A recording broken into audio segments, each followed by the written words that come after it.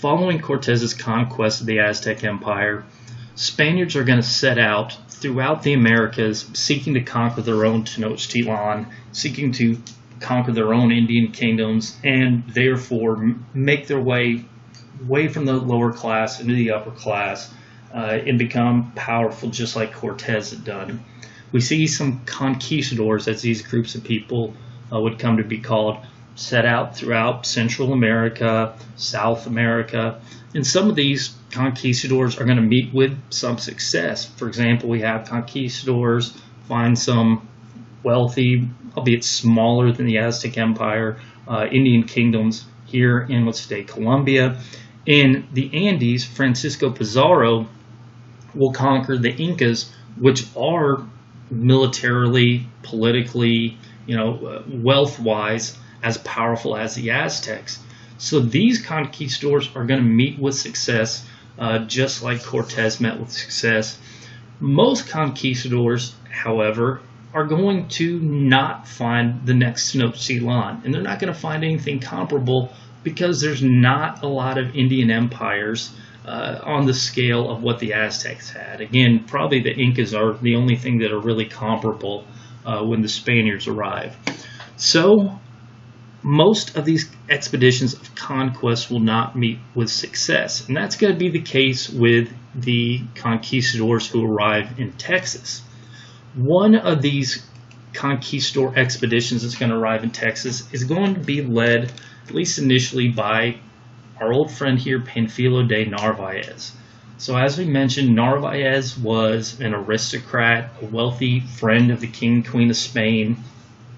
He had received permission from them to investigate the Indian empires, or the Indian cities that had ultimately turned out to be part of the Aztec Empire that ships had been witnessing in the 15 teens.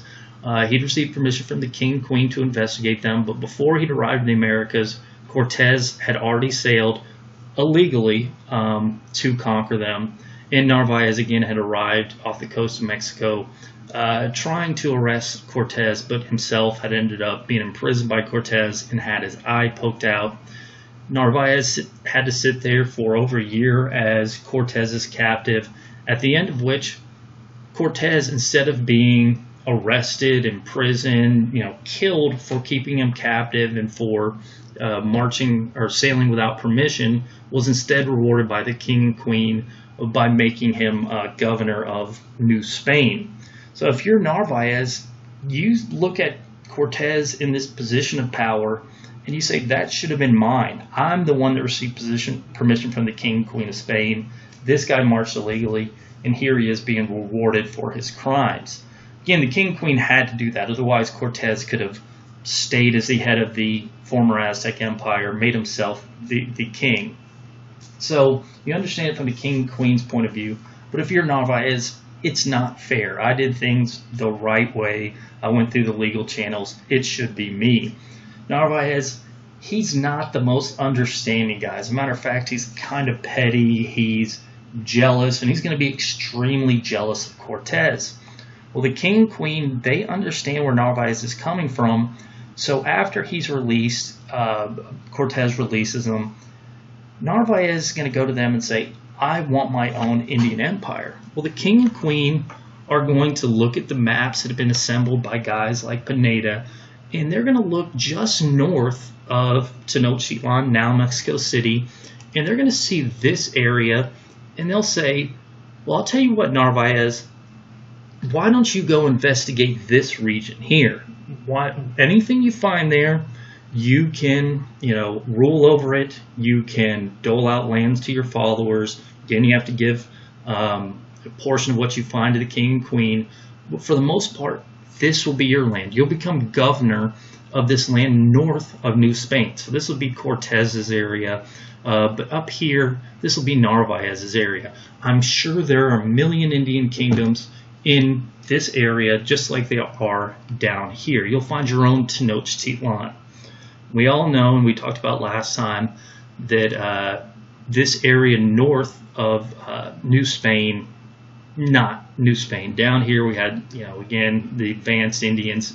Up here, this is full of hunter-gatherers. You know, there are very few sedentary Indians, certainly no Indian kingdoms anywhere close to what we have down here. Well, they don't know that, so they tell Narvaez, you have permission to settle up here, conquer any Indian kingdoms up here. We give you our permission. I'm sure there's going to be a lot of stuff for you to find. Well, Narvaez will head here to Cuba, and he's going to start putting together an expedition in 1527 with the purpose of sailing, landing here, and then going and finding, again, hopefully for him, the next Tenochtitlan. So he's going to assemble a couple hundred soldiers, meaning just people that have arrived that have horses and armor, and he's going to, again, with permission from the king and queen, find some ships, and he's going to start putting together his expedition, which we're going to call the Narvaez expedition. One of the members of this expedition is going to be a guy named Alvar Nuñez Cabeza de Vaca. Cabeza de Vaca, it's an interesting name. I'll let you guys look up how he got that name, how his family got that name. But Cabeza de Vaca is going to be, can't really call him Narvaez's second in command. He's almost like an independent agent on this expedition. So his purpose will be serving the king and queen as a treasurer. So everything that Narvaez finds, so if he finds an Indian kingdom, you know, it's got a bunch of gold, you know, whatever, however he conquers it, or if he finds a bunch of mines, it's Cabeza de Vaca's job to make sure the king and queen get their cut. So generally it's 20%, quinto real, royal fifth, they'll sometimes call it. He's going to say to Narvaez, well, slow down there, buddy. This goes to the king and queen. So this is going to set up a rivalry between him and Narvaez, just naturally, because people don't like to pay taxes. So that's one thing that Cabeza de Vaca is going to do. Another thing about Cabeza de Vaca, very interesting guy. He's one of my historical heroes, as a matter of fact. He's incredibly brave, but he's also really smart. You wouldn't call him upper class. If there is a middle class in Spain, which there's not much of one, it'd probably be Cabeza de Vaca. He's the son of bureaucrats, basically had been taught to read and write, which is fairly rare, except for the ultra elites in Spain.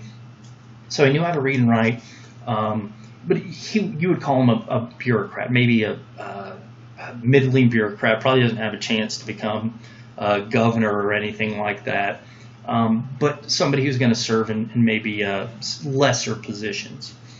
So Cabeza de Vaca will join Narvaez. They get together a few hundred soldiers, as well as some women and children, because Narvaez is thinking, I'm going to establish some settlements, permanent settlements, in my land grant.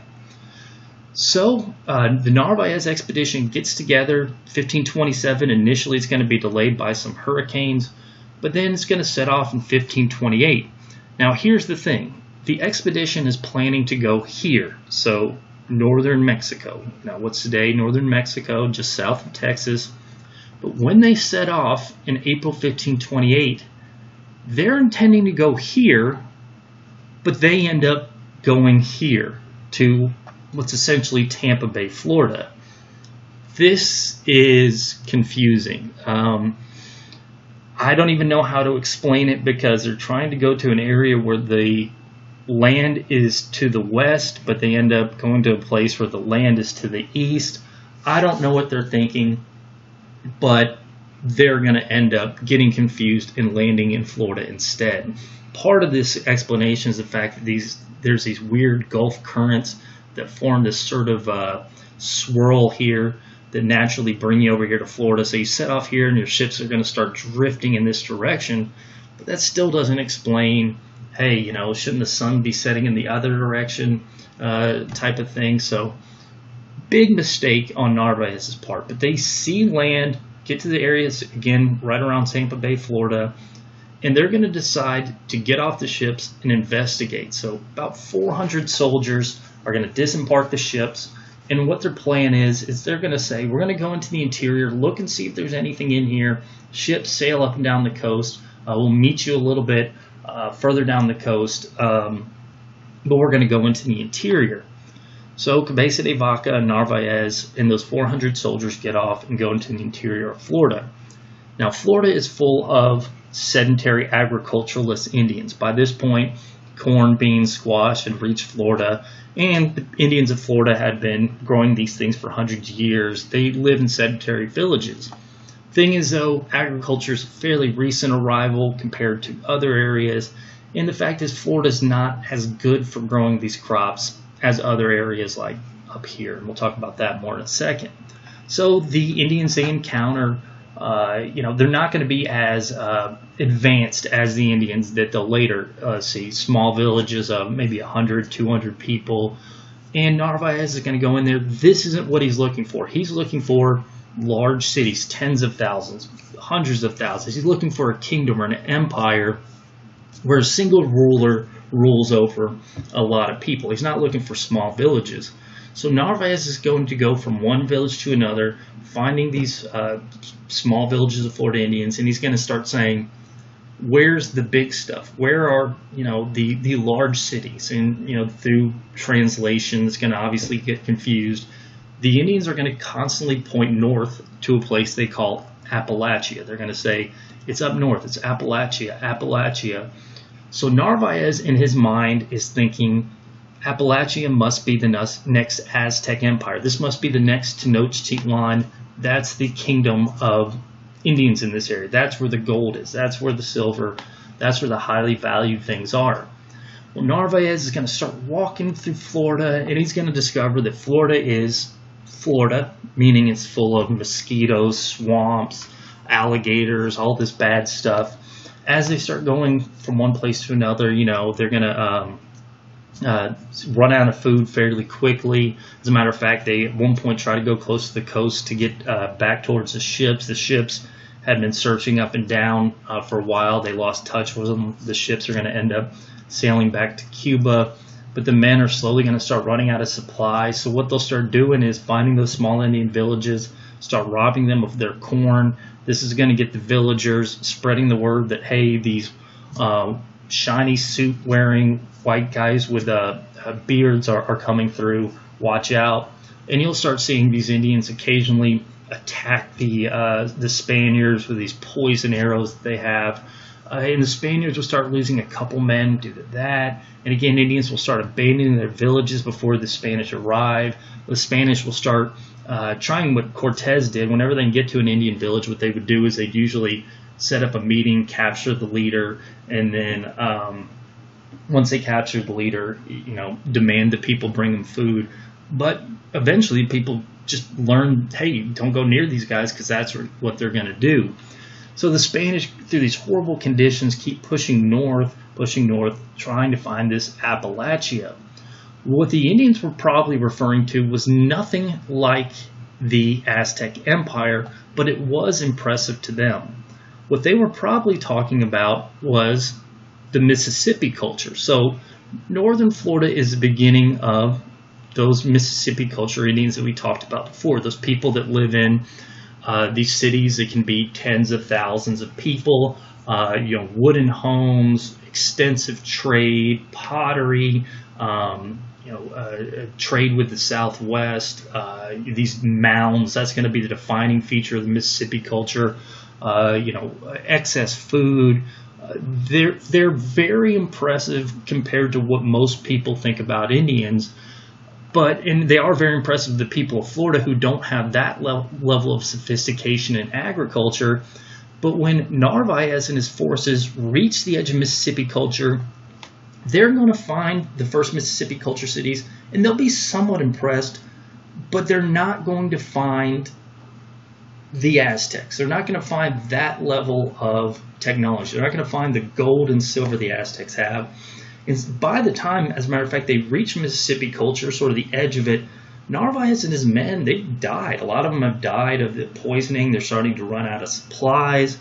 And so what Narvaez and his men are going to decide to do is, all right, these guys aren't the Aztecs, but we don't even have time to investigate them because we're starving. So what they're going to decide to do is they're going to decide to head to the coast. Hopefully, maybe the ships will come back, pick them up, get resupplies. Maybe they, went to the wrong place. They consider that, and get back in the ships. Maybe we can land somewhere else where we're supposed to land. Maybe return to Mexico City. Maybe return to Cuba. maybe we can do something. Well, they get to the coast. Eventually, they're going to realize ships aren't coming.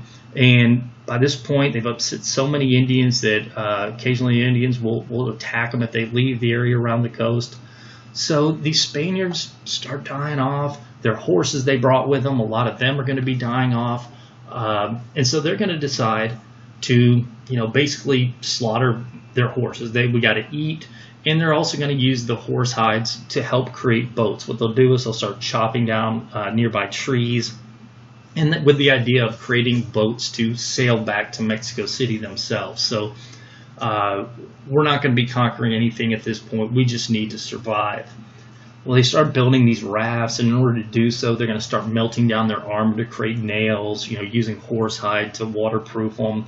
And the Spanish will build 5 boats. So we're going to have Narvaez on one boat, a couple people on the other boat, and each boat's probably got about 50 people or so on it, and they're going to start putting these boats together. And in 1528, they're going to start setting off with the idea of sailing back to Mexico City. Now, they don't want to get too far away from the coast because they need fresh water. So they're going to start sailing along with today Alabama, Mississippi. They're actually going to sail right outside of the Mississippi River. It's kind of interesting because they don't know this is a river. They just notice that at one point they're in the ocean, they see land, they dip their water or their buckets into their helmets, I guess it would be, into the ocean and realize, hey, this is fresh water. This is stuff I can drink. And they're like, I wonder why that is. They don't realize it's because Mississippi is pushing so much water out into the ocean. But they're going along. Sometimes when they stop, they can't find fresh water. Other times they're going to find Indians who attack them.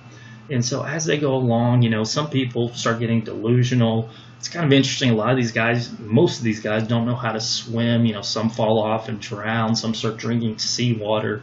It's a pretty sad state of affairs. And actually at one point, there's a storm. Narvaez's boat is going to be separated from the rest of the expedition members.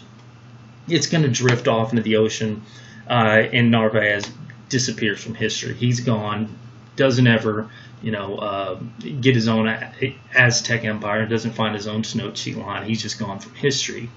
The other 4 boats, they're going to start sailing, and they're going to crash in a storm right off the coast of Texas. So some actually crash on the coast of Texas. We don't have accounts from all 4 of the boats, but they're going to crash on the coast of Texas. They're going to be separated from one another in this storm.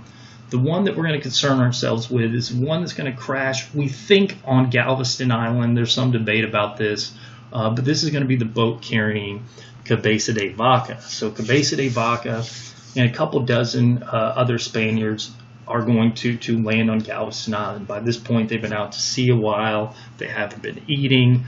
And so when they arrive on Galveston Island, they're not in very good shape. Well, if you guys will remember, the Indians that live in this area are Caronquas. So these are semi-sedentary Indians who plant a little bit of corn. They spend part of their time, by the ocean, fishing, things like that. Well, they are going to, a group of Caronquas is going to find Cabeza de Vaca's men, and the Caronquas very curious about these guys. They see them, they see how bad they're looking. The Caronquas are going to treat them fairly nice initially. They're going to provide them with some of their fish. They're going to try nursing them back to health. Unfortunately, these guys, the Spaniards, can't take care of themselves. They're going to start asking for more fish. The Caronquas can't provide it. Somebody is going to infect the Caronquas with something. We don't know if this is a disease introduced by the Spanish. We actually think it's bacterial infection, not anything like influenza or smallpox or anything, but some Caronquas start dying. So the Caronquas look at these guys. Initially, they have pity on them, but over time, I can't take care of these guys anymore, and whatever reason, they're making us die. So the Caronquas are going to stop feeding these guys. So the Spaniards start dying of starvation. They, without the Caronquas support. And some of the survivors, there's going to be about 16 going into 1529 among Cabeza de Vaca's boat. They don't know what happened to the rest of the boats. They don't know, if they went out to sea like Narvaez or they crashed on the Texas coast. But the 16 of these guys are going to decide to go into the interior and try to get their way back to Mexico City.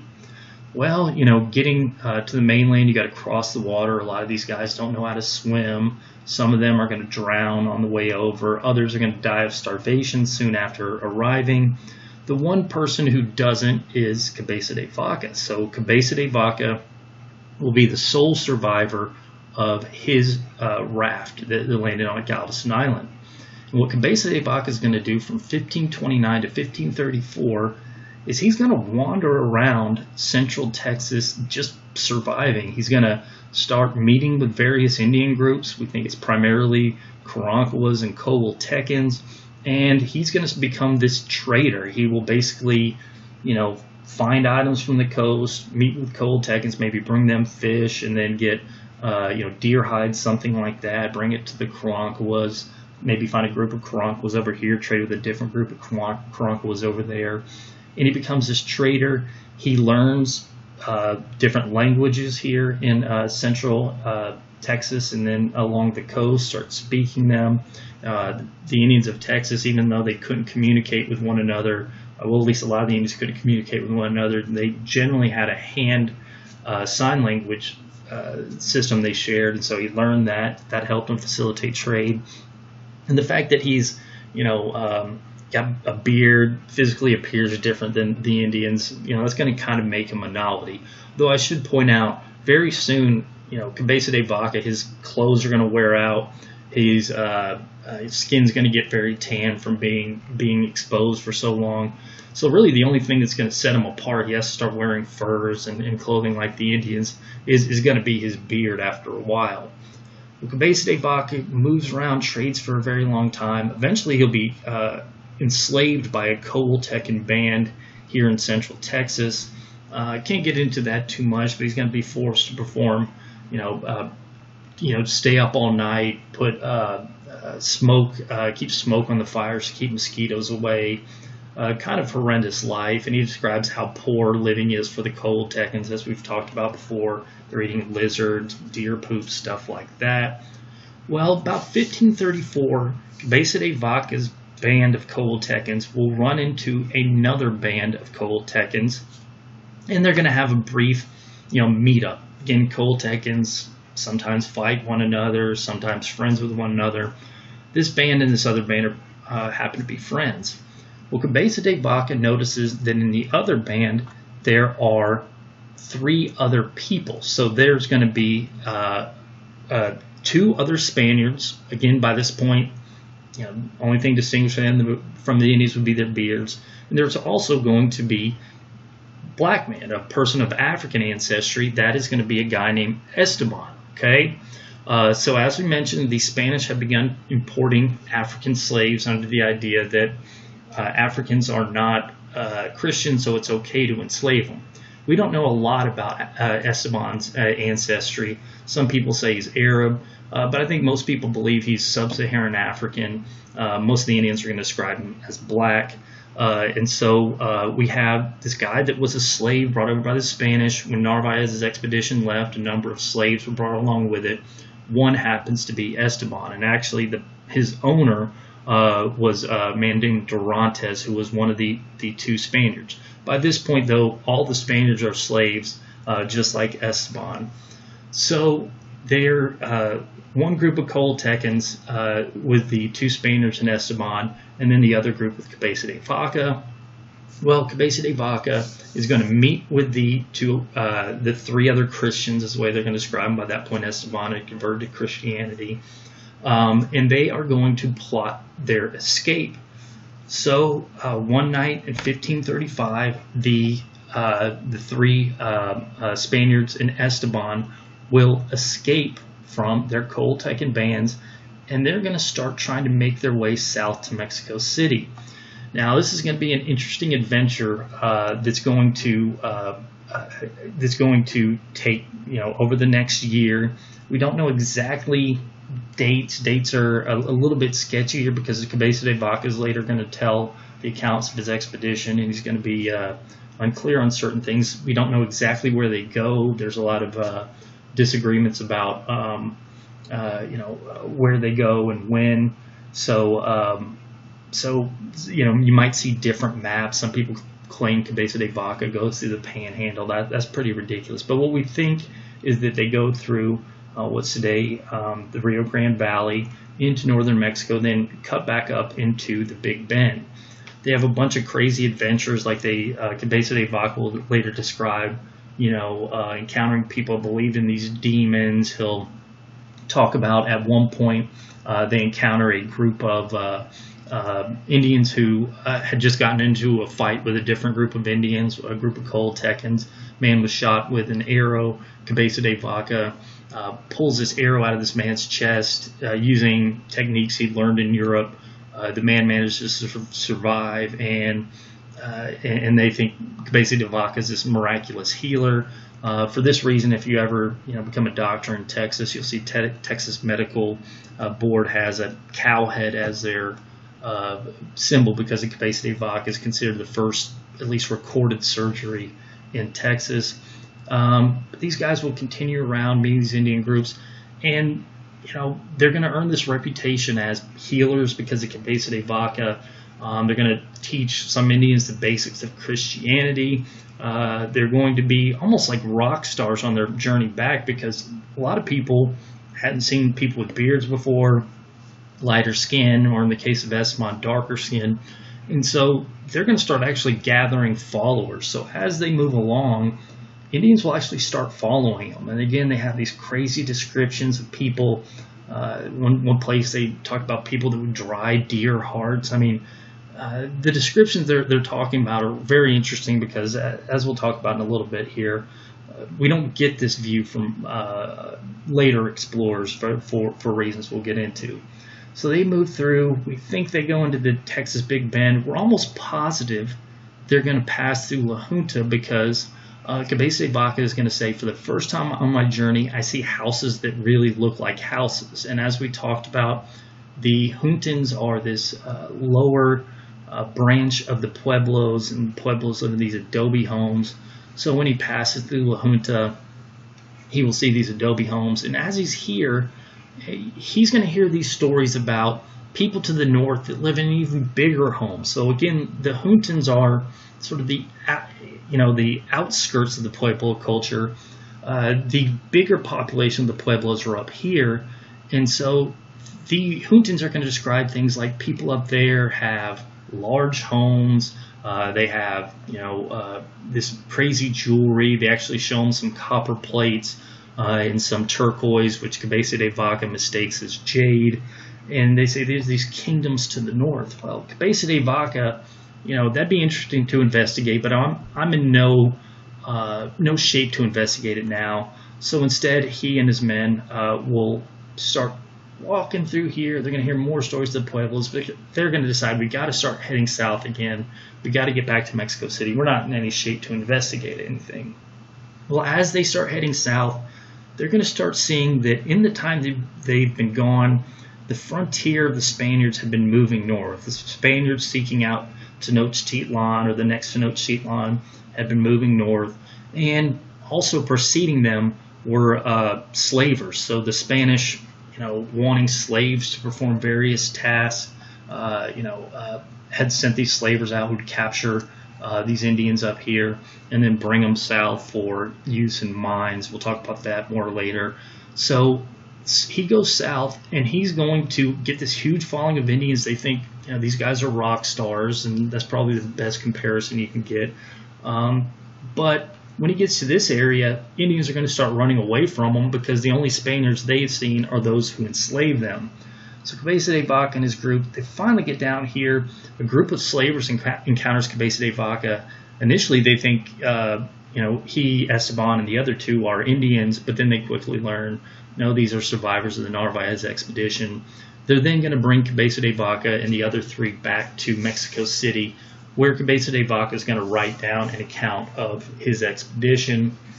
When he writes down his account of the expedition, by this point, Cortez is actually gone, so the guy that replaced him is going to say, all right, so what's up there? Did you hear anything? Well, Cabeza de Vaca is going to describe most of the Indians he encountered as being backwards as, maybe having agriculture. A lot of them didn't have agriculture. And he's going to say he did not see any Tenochtitlan. Most part, everybody encountered Caronquas, Coatecans were poor, didn't have any large cities, any wealth. He'll mention, hey, when I was in this northern Florida area, we heard about this Appalachia, but we think it's these, big cities, but we didn't see any gold, but I heard a little bit about that. And then when I was traveling through this West Texas area, I heard this place to the north that there were large cities with possibly, turquoise or jade jewelry. And he'll mention that, but he's going to say, I don't know if that's anything. I didn't get to see those. And he writes this huge journal about what happens. He gets published throughout Spain. And he's thinking, all right, this is going to sort of get rid of any notions of Tenochtitlan being north of us. But that's not what's going to happen. The only thing the Spaniards are going to read into this is, whoa, you said there was a kingdom in this Appalachia area. You said there was a kingdom north of this West Texas area, which they don't call Texas yet. But that's all they fixate on. And we're going to see the expeditions almost immediately put together to investigate those two areas. What's today the southeast of the United States and the southwest of the United States, based on Cabeza de Vaca's account. Cabeza de Vaca, it's really interesting. When he gets back, he's going to start telling stories about how, for the most part, except for those years of enslavement, he was treated nicely by the Indians, and he's later going to receive a different position with the Spanish government in South America. He's going to go on another crazy expedition in South America. While he's down there, he's going to start defending the rights of Indians. It becomes a really interesting character. I'll let you look into that elsewhere, but let me just say that things don't end up ultimately going very well for Cabeza de Vaca. They don't go well for Esteban either. So after Cabeza de Vaca tells them about what they heard about in the north, the viceroy wants Cabeza de Vaca and the other two Spaniards to go and lead other expeditions up there. Cabeza de Vaca says, no, I got this other position from the crown. The other two guys say, I don't want to go back up there. So what the viceroy is going to do is he is going to force Esteban back into slavery. So Esteban had been an equal part of the expedition. He had participated in expedition equally, as they escape from the Indians and make their way back to New Spain. But the viceroy is essentially going to say to his owner, Durantes, I want to buy him.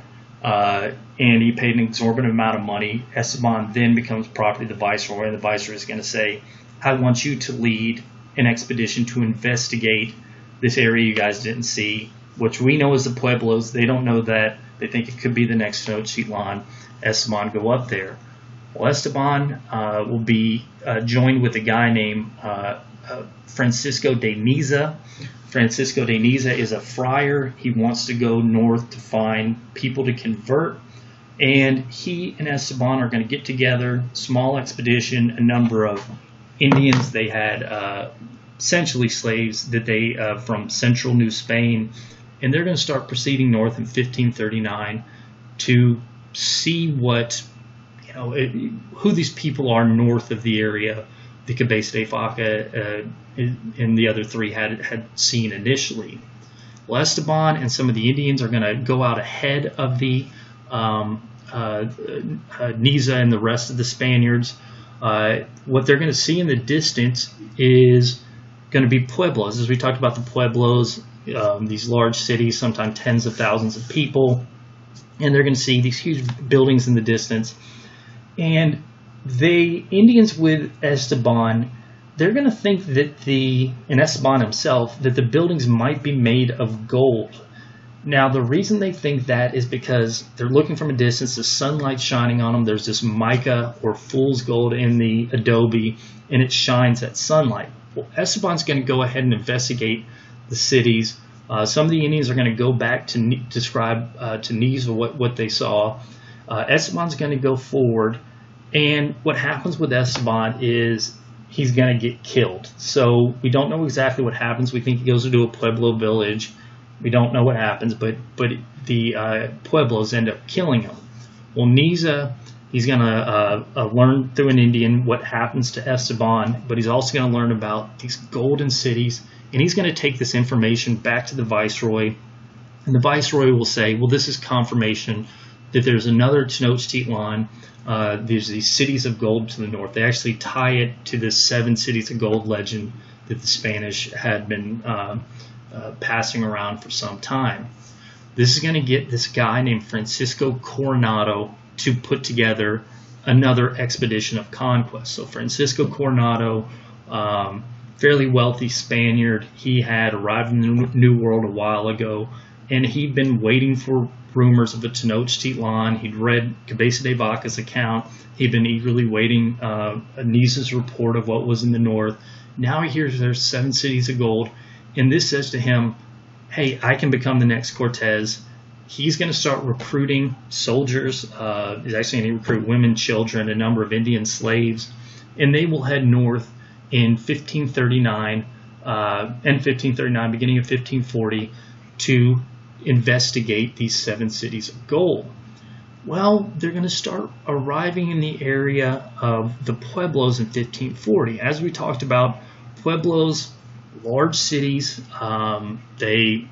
places made of adobe, very impressive for what most people think of American Indians, ate corn, beans, squash, things like that.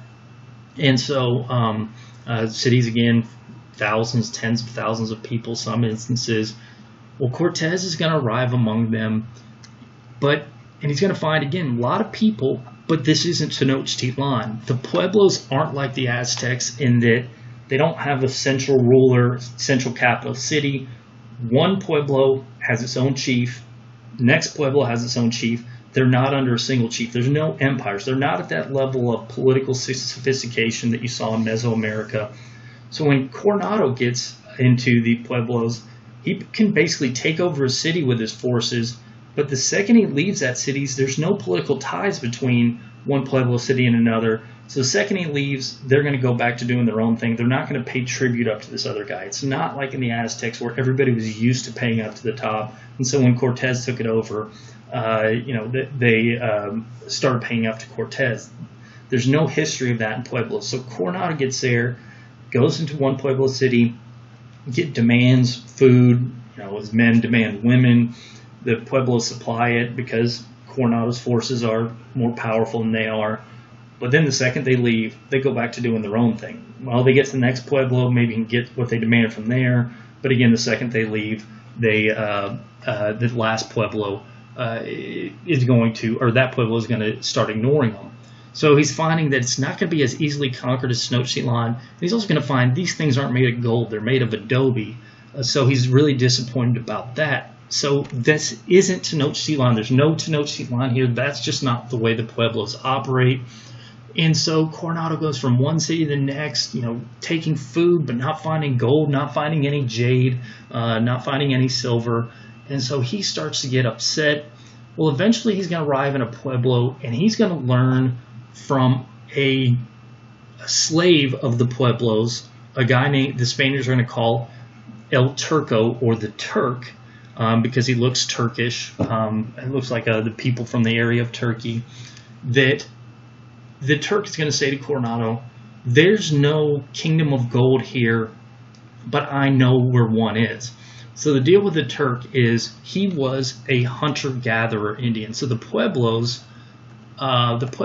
lived in this area. This all sedentary agriculturalists. Out here, there were still hunter-gatherers on the plains. As we talked about, this area from northern Mexico all the way up to Canada, not good for growing food. So the people here still move from one place to another hunting food. And so sometimes they would raid Pueblo villages, and during these raids, the Pueblos would catch them, and then sometimes they would enslave these hunter-gatherers. Well, the Turk happened to be one of the people enslaved by the Pueblos, and the Turk is going to say to Coronado, all right, you don't have these cities here, but I swear there's a place across the plains called Quivira. In Quivira, they have trees filled with gold. There's a king that sits on a golden throne. Everything I hear you talking about is out there in this Quivira. So it's not here, but it's out there. And so the Turk, Coronado is going to force the Pueblos to free the Turk. He's going to leave some of the Spaniards behind, but he and a group of Spaniards are going to take off with the Turk across the plains to find Quivira.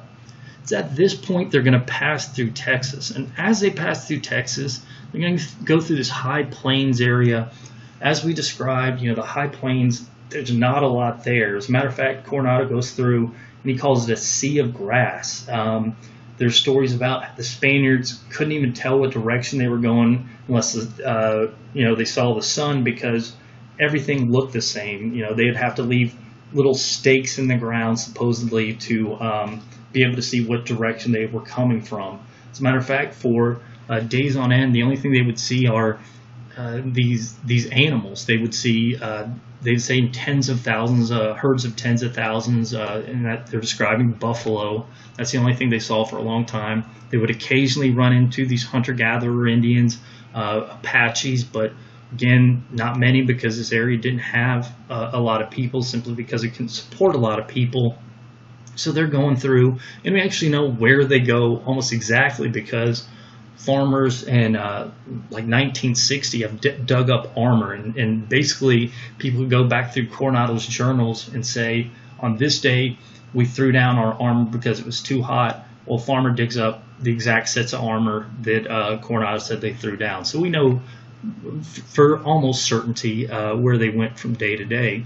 We also see some distinguishing landmarks in Coronado's journals. Like, for example, at one point right around here, Coronado describes the land falling away. There's the depiction of buffaloes people are going to put in journals later on, when they, or in books later on based on Coronado's descriptions. But he says the land falls away at one point. But what he's describing is Paladero Canyon, again in the Panhandle of Texas. And this is what's depicted in this mural here in a post office in the Panhandle. Well, eventually, Coronado is going to reach the area the Turk had described as Quivira, but he's not going to find a kingdom. As a matter of fact, this is the very edge of this agricultural region to the east, and this isn't even really the spectacular area of agriculture. This isn't even Mississippi culture region. This is just sort of, smaller agriculture. Now, the people they're going to find at Quivira are sedentary agriculturalists, or at least at that time, they're sedentary agriculturalists. Some people think they're the people they find are part of the Wichitas, just a more sedentary branch of the Wichitas. As we mentioned, they sometimes plant agriculture, they sometimes don't. But they find Quivira, and it's a couple thousand Indians, which is pretty impressive for a Wichita village. Growing corn, beans, and squash. But it's not, an Indian kingdom. It's a single village.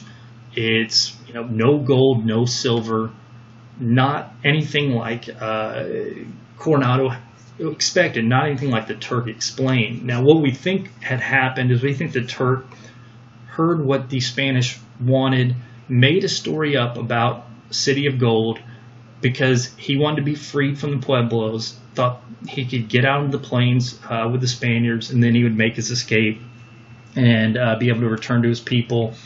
They bring him out here, but instead he was unable to make his escape, and then he sort of tried to play off the agricultural people of the East as the people of Quivira. We think that's what happened. We don't know for sure. And part of the reason we don't know for sure is because when Coronado sees where the Turk has brought him, he gets angry and he chokes the Turk. He has him garroted. He chokes him, and the Turk is going to be executed by the Spanish. Spanish will end up taking food from Quivira, but they're going to say, this isn't Tenochtitlan. This isn't what I was looking for. He's going to return back to New Mexico in 1540. He's going to say, guys, pack your crap. The Spaniards you left behind, this isn't worth it. And he and the Spaniards are going to return back to New Spain. And when they do, Coronado will basically say, this area does not have a Tenochtitlan. There's this American Southwest. They don't know what it's called back then, but this area up here, a lot of people in this region, but no gold, no silver, no Indian kingdom. So from this point, for the next 50 years, we're not going to see the Spaniards investigate this area. They're going to ignore the Panhandle of Texas. They're going to ignore West Texas. It's just not worth it. Okay? exact same time that Coronado is setting out, a different expedition is setting out under this guy, Hernando de Soto. So De Soto, he had heard and read about Cabeza de Vaca's account, and whereas Coronado was interested in what he found to the west, De Soto heard about this Appalachia. He decides he wants to investigate it. He's going to assemble an expedition of 600 people. Now, De Soto, he was an experienced conquistador. He'd actually been on several expeditions of conquest in South America. He'd been part of Francisco Pizarro's conquest of the Incas, but he had never been the head of one of these expeditions. De Soto wanted his own Indian kingdom, so he's going to gather 600 people, get permission from the king and queen to investigate Appalachia. We want to find Appalachia. I think that if Cabeza de Vaca's group had gone a little bit further north of Florida, they would have found an Indian kingdom. So De Soto gets 600 men. He's going to set off, and they will arrive 1539 at Tampa Bay, same as Narvaez did, and they are going to disembark. 600 Spaniards. They're going to be carrying with them horses, metal armor, firearms. They also carry with them pigs. So one of the things that De Soto determined was that Narvaez failed because he didn't have enough supplies. So De Soto thinks one of the best ways to make sure we have constant food sources to bring an animal that can eat anything, that's a pig. And so he brings a number of pigs with him, and they're going to drag them along as well. So pigs, horses, armed Spaniards, no women and children. These guys are just coming to conquer. They arrive in Tampa Bay. It's kind of interesting. They find a survivor of the Narvaez expedition that had been separated from his men. They bring him into their group, and then they're going to head north, investigating Appalachia. Now, as they proceed along, they're going to do the same thing that Narvaez's men had done: start taking over Indian villages, capturing leaders, taking their corn, setting people. But they're going to proceed north until they get to, again, this Mississippi culture area, where they find, again, large cities, as we've talked about before, tens of thousands of people in some instances, but they're not under a single ruler. They don't have gold and silver. So De Soto and his men are going to stop at each of these places.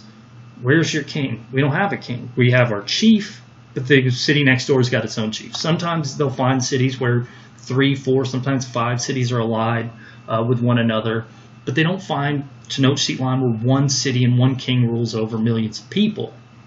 So they're going to keep proceeding from one Mississippi culture city to the next, capturing Indians. They force them to give them slaves. So they'll capture a leader, bring them along with them, forces people to carry their stuff, providing them with food. Really interesting here in North Carolina, at one Mississippi culture city, they find an Indian queen who they capture. She got pearls. They call this a kingdom of pearls. Fortunately, she'll manage to escape from them. They keep going further into the interior of Mississippi culture, finding bigger and bigger and bigger cities. But again, no central ruler, no gold and silver. Eventually, they get to a place in modern-day Alabama, a place called Mobila. The one chief had heard about these guys. He'll set a trap for them. He'll basically invite the conquistadors into his city, tell them, hey, you don't need to take some from us. We'll voluntarily give it to you. When the Spaniards arrive in the center of Mobila, they'll be treated to a dance and a feast. But really, the leader of Mobila, he's in control of 5 cities. He doesn't want the Spaniards to destroy his other 4 cities. So what he did was he set a trap. He and his men are going to fire on the Spaniards. The Indians will then attack the Spaniards. This is a horrible, bloody battle wherein almost half of De Soto's forces die, but they end up killing almost 3,000 Indians, making it one of the bloodiest days in North American history. But De Soto will manage to fight his way out. At this point, though, De Soto, after Mobila, and after traveling for over a year, 2 years actually at this point, they're starting to be very ragtag. Their uniforms are wearing off, or I guess I shouldn't say uniforms because they didn't have uniforms. Their clothes are wearing off. Their horses are dying. Again, almost half the forces died in Mobila. A lot of these guys are getting sick. At one point, they're going to pass the Mississippi River. Some people call this the discovery of the Mississippi, but the Mississippi culture Indians who have lived on the Mississippi for a long time would disagree with that. But they cross the Mississippi. That's actually depicted here in this really nice painting. This painting was put together in modern times. It's not a contemporary painting. You can tell that because it's got these teepees. Indians in Mississippi didn't have teepees. They were in permanent homes, towns that didn't look anything like this. And DeSoto and his men looked a lot nicer than they would have by this point in the expedition. So they keep proceeding around, keep finding Mississippi culture cities, very big, but nothing like, nothing like Tenochtitlan, not anything to the extent of what they found in central Mexico. At one point, DeSoto gets sick from something, we don't know what. He's going to end up dying, and his men will end up burying him in the Mississippi. By this point, Indians almost have learned about him. Almost all of them have learned about this guy and DeSoto, and before they even arrive in a region, Indians will start attacking them. So the Spaniards are getting worn down even further. So to prevent DeSoto's body from being mistreated, they're just going to throw him into the Mississippi River. That'll serve as his burial. Well, you would think that the expedition would be over at this point, but a guy named Luis de Moscoso Alvarado will take over in May 1542, and he's basically going to say, all right, we got to continue on. Let's keep going through these cities and see if we, eventually it's going to lead us to the next Tenochtitlan. Alvarado's group will pass through what's today East Texas. They're going to find these Caddo villages. Again, the Caddos are part of the Mississippi culture, but they're sort of at the western edge of this. So Moscoso is going to notice that the cities keep getting smaller and smaller. And when he gets among the Caddos, he's noticing, man, these guys aren't even as advanced as those guys that we encountered east of here. But he's going to describe going through the Caddo villages, their beehive-like houses, the smaller mounds. Eventually, he's going to push west past the Caddos, and he's going to reach an area. We think he might have even reached hill country of Texas. And that's the point where, so these are Caddos, but eventually he's going to reach the point where he finds probably the Apaches, these people that don't even have sedentary agriculturalist villages, these people that are almost entirely nomadic, that don't have anything close to resembling a city, nonetheless a city like Tenochtitlan. At that point, Moscoso is going to gather his men and say, all right, guys, this is it. There's nothing here. Pack your stuff. And they return to the Mississippi. In July 1542, they're going to build some rafts, sail down the Mississippi, then sail these rafts down past the Texas coast, back to New Spain.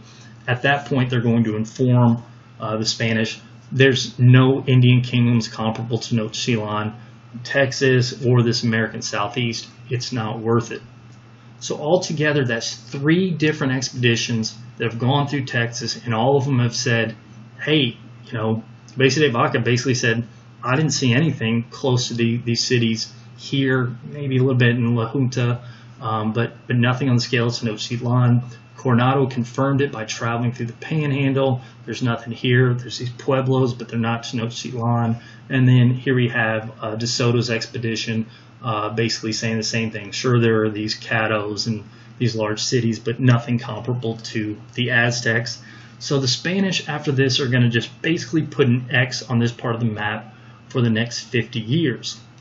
Just like Coronado's expedition put an X on the map to the west, these guys put an X on the map to the east. So that's sort of the end of the expeditions of conquest. Now, DeSoto's expedition is going to have, this, by the way, by the time they return, Spanish have expanded even further. We'll talk about that in just a little bit. But DeSoto's expedition is going to have some other consequences. Like when the survivors return, they're going to bring maps of what they found, the various Mississippi culture kingdoms they found. They're going to describe some of these. They're going to have names like the Mississippi Kingdom, Alabama Kingdom, and they're going to put a lot of names down on maps that we still have today. Another interesting thing about DeSoto's expedition, Coronado does not introduce disease to the pueblos. disease isn't going to come to the Pueblos for another couple decades. DeSoto, however, his expedition is, but we don't think he introduces it through people, because he was very careful to not bring disease when he loaded his ships up. He didn't want any men infecting other men with disease, so we don't think he brought any humans with disease. But what historians believe is that the pigs he brought with him, some of them might have been carrying smallpox. So smallpox is one of the diseases that can pass between animals and humans, and pigs can carry smallpox. So we think one or multiple of these pigs DeSoto brought with him gets into the southeast. They escape, somehow make contact with Indians. They expose them to smallpox. And as we're going to talk about, that's going to have devastating consequences on the people of the southeast. As a matter of fact, smallpox is going to go through, and we don't see this because DeSoto's expedition from that point until much later, there's not going to be any major expeditions into the southeast. So this smallpox is going to start wiping out the Mississippi culture without people witnessing it happen. Like later on, we'll see personal accounts of what happens in the Pueblo culture. So we're going to see cities of tens of thousands, 20,000 people, be reduced to 2,000 people, as 9 out of 10 people die of disease, or maybe even if it's just 7 out of 10 survivors. They can't keep things together. If the chief dies or some of the leaders die, start fighting with neighboring tribes.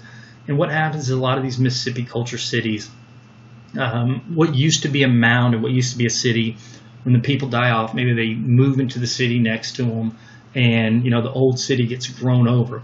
So by the time the Americans start showing up in the Alabama, Mississippi, the French in Louisiana, they're not going to see what DeSoto saw. DeSoto described seeing cities all over the place in the southeast. People thought he was lying for the longest time, just exaggerating, because they didn't think that Indians lived in that large numbers. But what we understand today is Indians, the Mississippi culture, were like that before DeSoto. It's just after that, with the introduction of smallpox, they're not going to be like that, because they're going to start dying out. Again, not all of them are going to die out, but and the survivors will start to develop immunities. But the next people to witness it are not going to see the same thing DeSoto saw. Final thing with the pigs, some of those pigs are going to get wild, and pigs, if you don't castrate them, cut off their tusks, things like that, they go feral, and we'll start seeing these things get around the southeast. A lot of these things don't have natural predators. Some can grow to be as big as this guy. This is supposedly Hogzilla, which grew to 2,000 pounds. This is basically what happens to domesticated pigs if they go feral. I think this is actually probably not 2,000 pounds. It's probably 1,000 pounds, and that kid's just sitting back a little bit to make it look bigger. But pigs can certainly get very, very, very big in the southeast, and some people, I guess there's not really an argument. The first pigs come around with DeSoto, and again today, by the way, there's still a problem for farmers and everything, because they're not native to the Americas. So all this is to say is that all these expeditions of conquest, again, we had Pineda search the coast. We had Cabeza de Vaca go through Texas. We had, the Niza expedition. We had Coronado's expedition pass through the Panhandle. We had DeSoto and Moscoso pass through the southeast and through Texas. All of these guys conclude there's no two-note sheet line. It's not worth it. Don't bother going up there. So people came to Texas in early 1500s, and said, thank you, but no thank you. We're going to talk about why people are going to come to Texas again next time.